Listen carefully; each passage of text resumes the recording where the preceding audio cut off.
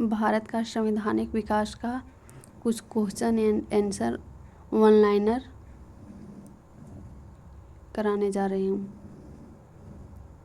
Regulating act 1773 द्वारा सर्वोच्च न्यायालय की स्थापना कहाँ की गई थी? आंसर कलकत्ता में 1774 ईस्वी में। भारतीयों को भारत के प्रशासन में भाग लेने का अधिकार किस अधिनियम के द्वारा प्राप्त हुआ था? इसका आंसर होगा चार्टर एक्ट 1833 के द्वारा। तीसरा क्वेश्चन, भारतीय विधान परिषद को बजट पर बहस करने की शक्ति किस अधिनियम के द्वारा प्राप्त हुई? इसका आंसर भारत परिषद अधिनियम 1892।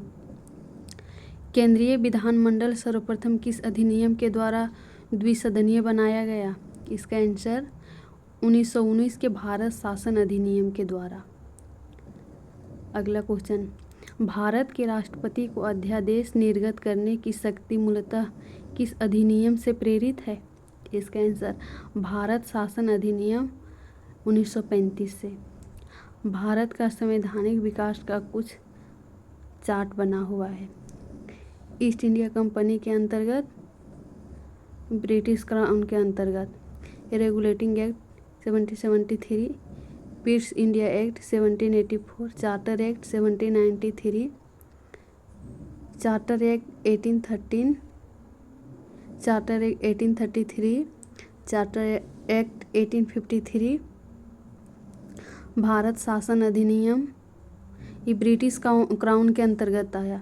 भारत शासन अधिनियम 1858, भारत परिषद अधिनियम 1861, भारत परिषद अधिनियम 1892, भारत परिषद अधिनियम 1909, भारत शासन अधिनियम 1919, भारत शासन अधिनियम 1935, भारतीय स्वतंत्रता अधिनियम 1947।